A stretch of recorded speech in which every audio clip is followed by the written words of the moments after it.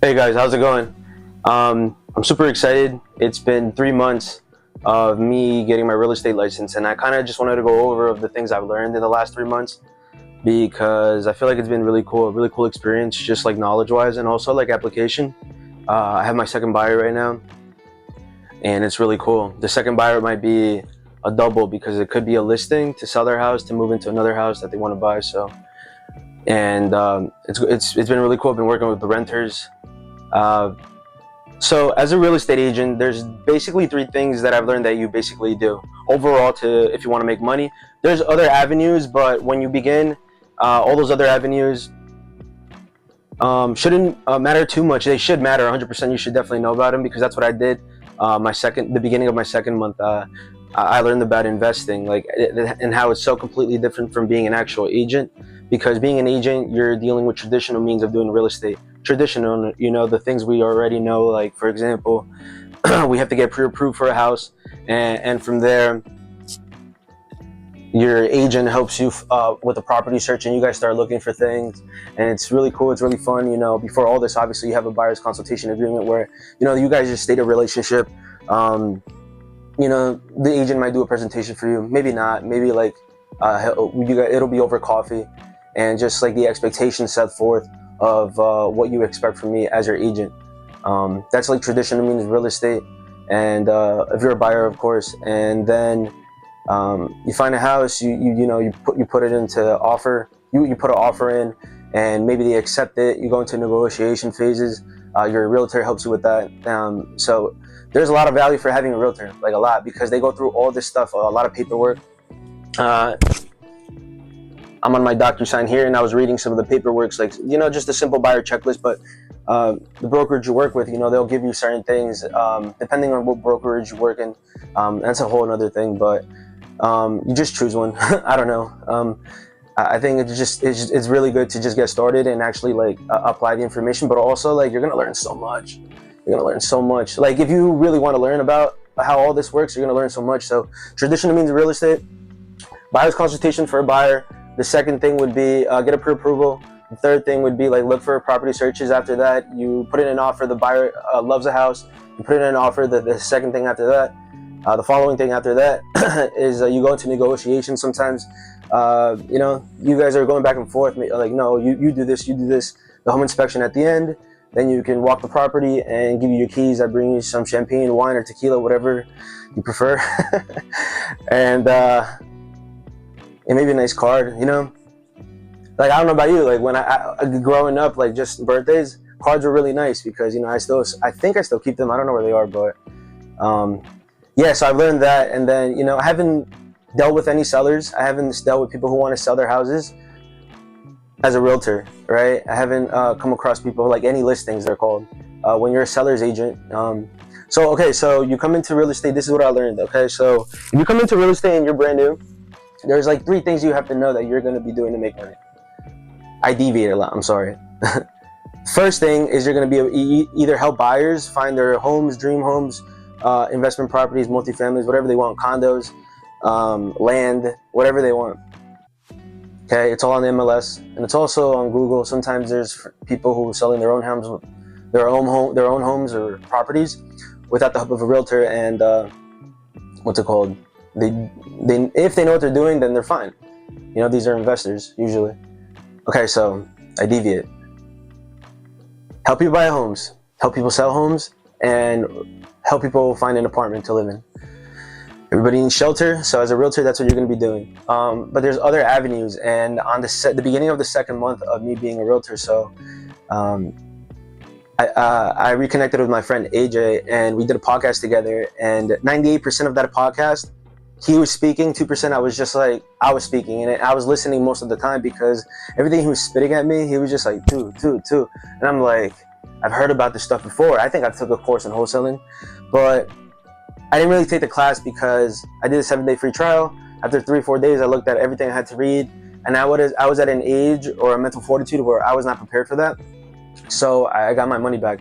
I think I was 19 or 20, and yeah, that's when I started looking for different avenues of like residual income or just extra income, being your own person. But what he does is, and I came to find other people on YouTube, and I've just been diving deep into this on my second month and learning about actually investing. What is a short sale? Sometimes I feel like what I've known is like some agents don't like specialize in creative finance, which is what he does. He basically buys money without his own money. He basically buys homes without his own money. A lot of these investors, it's called subject to. These are all acquisition strategies that you can do. This is all on our continuing education. This is all stuff that we can all learn to do. But it's a lot, so you have to be ready to indulge the information. But you can buy property without a lender. You can buy property without your own money. You don't need credit to buy certain homes. You don't need a down payment to buy certain homes. You don't need to use a bank to buy certain homes. And this is all investing, right? And these are all acquisition strategies. One of them is acquiring property subject to.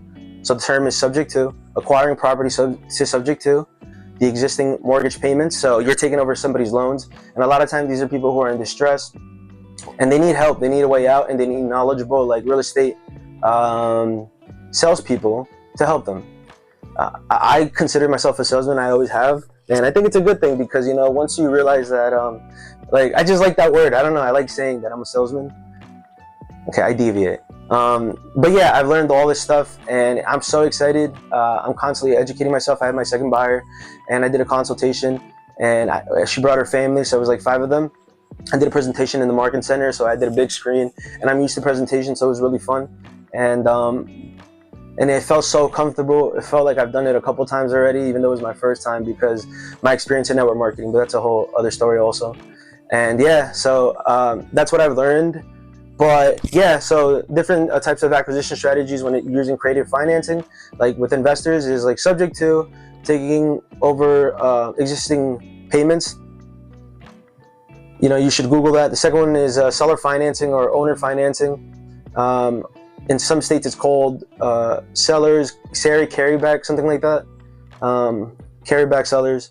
Another one is novations. Another one, you could do wraps, a mixture of all these wraps. You could do lease options. I think in New Jersey, they're called land contracts, but I could be wrong. All this information is super helpful. I'm also helping, I think my parents, they want to get pre-approved. So I've learned definitely a lot. Another thing I've learned is that I have to stop using the word a lot. Or like. Just recording myself over and over again, doing podcasts now. But that's what I've done. I'm super excited. I'm still doing it. I'm super excited though. I am ready to take on any buyers, anybody that would like to buy a house in this market. Interest rates are at high 6s. At least I got pre-approved. My recent buyer got pre-approved for 6.6, so that's really cool. High 6s. My recent buyer got pre-approved for 6.6, so that's a good thing I think for buyers. The interest rates are coming down, and interest rates, if that's another topic also, the interest rates that they'll impact your mortgage payment every single month. So imagine paying $2,800 as opposed to $2,100. Those are just numbers I'm throwing out there, but you know what I mean. It's better for interest rates to be lower as a buyer. The market right now, the inventory, it's a little short. There's not much inventory, but there's a lot of people who want to buy. For the most part, there's negotiations going on, good houses.